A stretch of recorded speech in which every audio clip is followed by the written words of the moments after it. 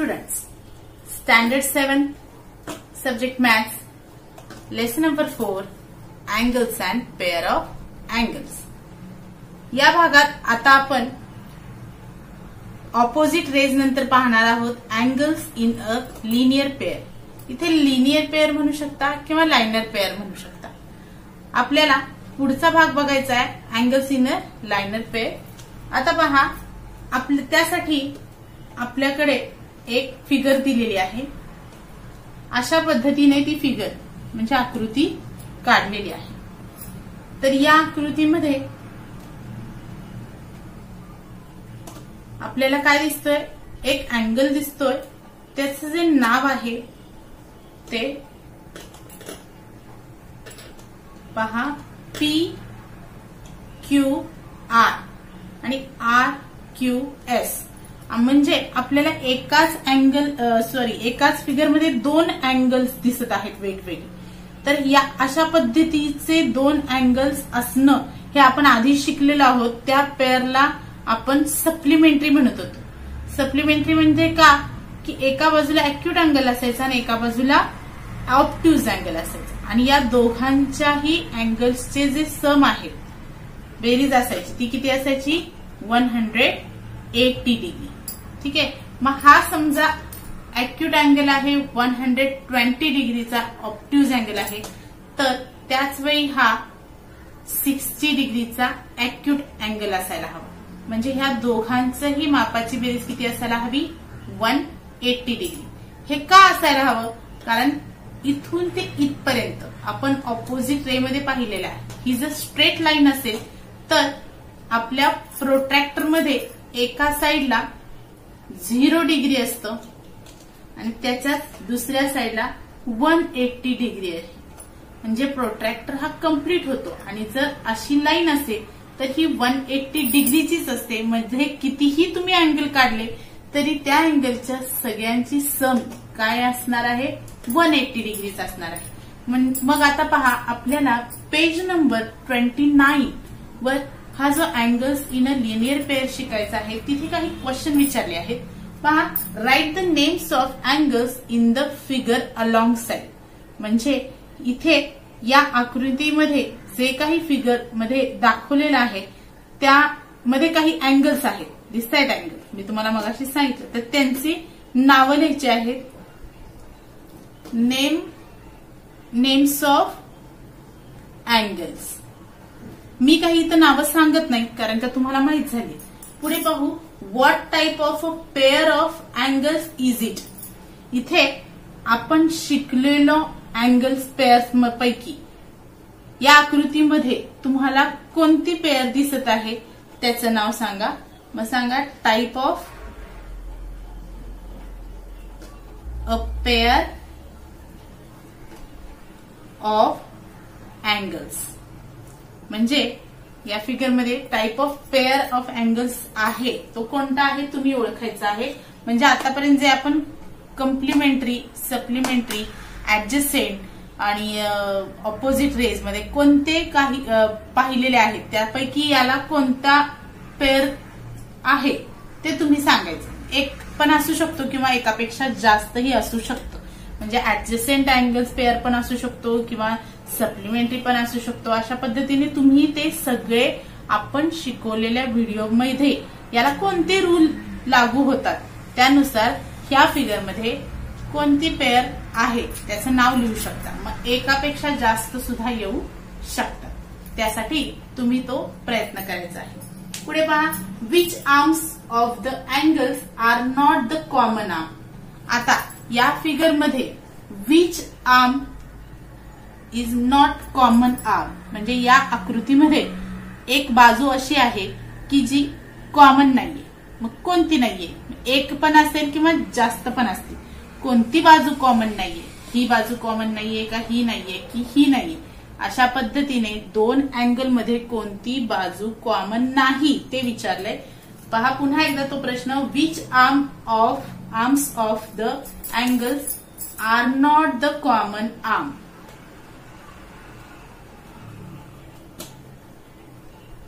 Which arms of the angle are not the common arms. म्हणजे तुम्हाला आता हा तिसरा प्रश्न सोडवायचा आहे. पहिला आहे नेम ऑफ अँगल, दुसरा आहे पेअर्स, कोणत्या टाईपचे पेअर्स या अँगलला सूट होतात त्यांची नावे लिहा. आणि हा जो तिसरा प्रश्न आहे तो आहे याच्यामध्ये कोणता आर्म असा आहे की जो कॉमन नाही, किंवा आर्म्स इथे एस आहे म्हणजे एकापेक्षा जास्तही असू शकतात. पुढे पहा, आणखीन एक प्रश्न आहे की measure angle P Q R is equal to what, म्हणजे किती आहे. त्याचं जर तुम्हाला माप सांगता येत असेल तर तुम्ही सांगा. तर अशा वेळी तुम्ही काय करा, हे मी अंदाजे काढलेली आकृती आहे यावरून सांगण्यापेक्षा तुमच्या पुस्तकात पेज नंबर 29 वर हे सगळे प्रश्न विचारले, त्यामुळे तुम्ही ती 29 वर जी फिगर दिलेली आहे त्याला प्रोट्रॅक्टर लावून चेक करा आणि त्यानुसार हे क्वेश्चन्सचे आन्सर लिहा. पुढे विचारलेला आहे measures angle P R Q S किती आहे. ठीक आहे. त्यानंतर measures angle P Q R plus measures angle R Q S is equal to 180 degree. ठीक आहे. असं असू शकणार आहे, कारण का हे काय आहे, एक लाईन, पूर्ण लाईन आहे. मग ह्या पूर्ण लाईनचा अर्थ काय होतो की ह्या दोन्हीही अँगलच्या मापाचा बेस किती असायला पाहिजे, 180 डिग्री. मग या 180 डिग्री या मापाचे आणखीन कोणते कोणते पेअर ऑफ अँगल शिकलो आहोत आपण, त्यानुसार त्याला हे लागू होतं नाव. आता पुढे पाहायचं आहे तर angle P Q R and R Q S in the figure above are adjacent angles. हे ऍडजस्टंट अँगल सुद्धा होऊ शकतात. कसे ते पहा की इथे आपल्याला दोन अँगल दिलेले आहेत. आपल्याला ऍडजस्टंट अँगल मध्ये 2 अँगल्स असायला पाहिजेत म्हणून सांगितले आणि ते शेजारी शेजारीच असले पाहिजेत आणि त्याच्यामध्ये एक आर्म कॉमन पाहिजे म्हणून सांगितला होता. पण त्याच्यातले जे इंटेरियर आहे ते दोघांचंही वेगळं वेगळं असायला पाहिजे होतं. तो इथं रूल कम्प्लीट होतो, त्यामुळे आपला हा ऍडजस्टंट अँगल होऊ शकतो. त्यानंतर पुन्हा पहा, या दोघांचीही बेरीज किती होतीये, 180 डिग्री होतीये. मग हा सप्लिमेंटरी अँगल सुद्धा होऊ शकतो, कारण का आपण बघितलं होतं त्यामध्ये सुद्धा 2 अँगल्स असतात आणि त्या दोघांचीही सम 180 डिग्री असते, त्यामुळे तो सप्लिमेंटरी अँगल्स असतो. आता हा पुढे the arms that are not common to both angles form a pair of opposite raise.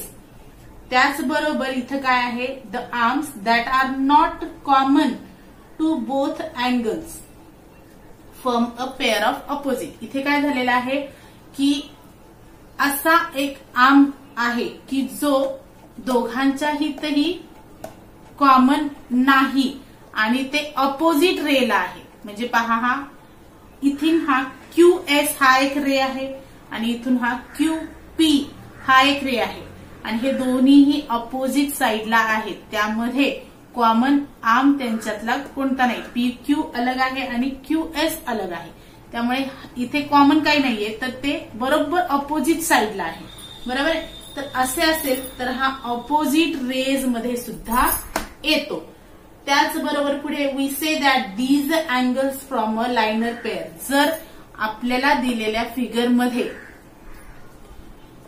अशा पद्धतीचा अँगल असेल की ते 2 अँगल जॉईन केल्यावर 2 ऑपोजिट रेज तयार होत असतील आणि एक स्ट्रेट लाईन तयार होत असेल तर तो लाइनर पेअर असू शकतो. लाइनर पेअर मध्ये लाईन असते स्ट्रेट आणि इथे आपल्याला 2 रेज आहेत, ते ऑपोजिट साइडला आहेत, त्यामुळे एक लाईन आपोआप तयार झालेली आहे आणि तिथे 2 अँगल आलेत आणि या 2 अँगल म्हणजे पेअर तयार झालेली आहे. अँगल्सची एक पेअर आहे, जोडी झालेली आहे आणि या जोडी जॉईन केल्यानंतर आपल्याला एक स्ट्रेट लाईन मिळालेली आहे, तिची 180 डिग्री पर्यंत असते. बरोबर आहे. त्यामुळे हा लाइनर पेअर सुद्धा आहे. म्हणजे एकाच फिगरमध्ये आपल्याला काय काय दिसून येतात, ऍडजस्टंट अँगल आहे, त्यानंतर सप्लिमेंटरी अँगल आहे, त्यानंतर लाइनर पेअर सुद्धा आहे.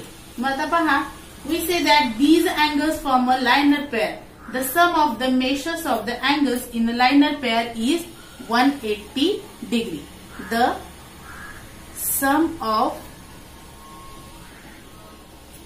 the measures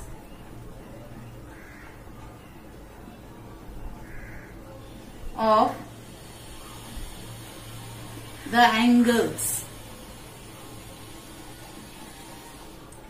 in a liner pair is 180 degree. आपल्याला या लायनर पेअर मध्ये दोन अटी आहेत. काय आहेत की याच्यामध्ये दोन रे असायला पाहिजे ज्यामुळे ते एकमेकाच्या अगदी अपोजिट साईडला असतील आणि म्हणजेच त्यामुळे काय होतं की हे दोन्हीही अँगल्सचा सम किती येतो 180 डिग्री मध्ये. म्हणून हा लायनर पेअर आहे कारण का या दोघांच्याही मापाचं बेरीज 180 डिग्री होत असते. मग इथे मागच्या वेळी आपण सप्लिमेंटरी अँगल मध्ये हे दोन अशा पद्धतीचे पाहिले होते, बरोबर आहे. सप्लिमेंटरी अँगल मध्ये हे दोन असे चालू शकतात कारण का आपल्याला दोन अँगलची गरज असते. ते एकत्र जोडलेच पाहिजेत असं काही नाही. ऍडजस्टंट मध्ये मात्र आपण हे बघितलं होतं की ते एकत्र जोडून त्याच्यामध्ये एक कॉमन आर्म असतो आणि दोन अँगल डिफरंट असतात, बरोबर आहे. पण सप्लिमेंटरी मध्ये काही तसं नसतं. आपल्याला दोन अँगल दिसले बाद झालं पण त्या दोघांच्याही मापांची बेरीज किती व्हायला पाहिजे 180 डिग्री व्हायला पाहिजे. हे आपण बघितलं होतं. पण इथे मात्र कंपल्सरी आपल्याला असं आहे की अशा पद्धतीचे दोन अँगल्स पाहिजेत की जेणेकरून एक स्ट्रेट लाईन तयार झाली पाहिजे दोन ऑपोजिट रेची. इकडे एक वन रे आहे आणि हा सेकंड रे, असे हे दोन ऑपोजिट रेस तयार करून एकच मोठी फिगर होते आणि त्याच्यामध्ये दोन अँगल्स तयार होऊ शकतात. अशी जिथे फिगर असेल त्याला आपण लायनर पेअर म्हणू शकतो. आता हे जर समजलं असेल तुम्हाला तर तुम्ही प्रॅक्टिस सेट 19 सोडवू शकता. प्रॅक्टिस सेट 19च्या वरती एक आपल्याला व्याख्या दिलेली काय पहा ती. Angles which have a common arm and whose other arms form a straight lines are said to be angles in a liner pair. Angles in a liner pair are supplementary angles. म्हणजे पहा मी तुम्हाला पुन्हा एकदा हे लिहून दाखवते. Angles which have a common arm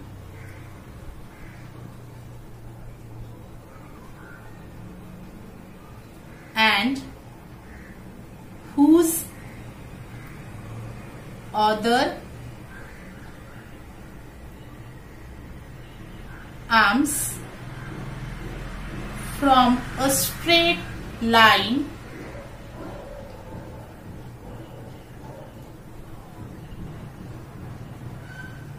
are said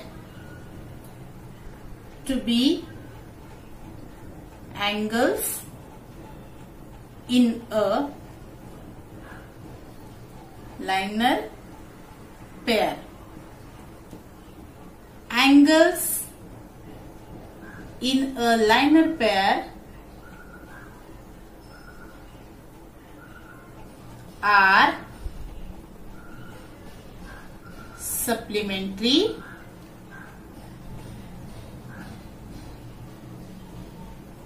angles. पहा आता इथे आपल्याला या म्हणजे एक अट सांगितलेली आहे किंवा लायनर पेअर मध्ये जे असायला हवं ते आपल्याला माहित असायला हवं की angles which have a common arm म्हणजे असे अँगल्स असायला पाहिजे की त्याच्यामध्ये एक आर्म हा कॉमन हवा आहे अँड हुज अदर आर्म्स त्याच वेळी जे दोन आर्म्स आहेत म्हणजे हा एक आणि हा एक ते दोन arms form a straight line त्याच्यामुळे एक स्ट्रेट लाईन तयार झाली पाहिजे एक कॉमन असला पाहिजे आणि दोन जे उरतील ते दोन्ही आर्ममुळे एक स्ट्रेट लाईन झाली पाहिजे तरच said to be angles in a linear pair तरच आपण अशा अँगल्सला लायनर पेअर म्हणू शकतो. आणि लायनर इथे आणखीन एक सांगितलंय angles in a linear pair are compulsory supplementary angles.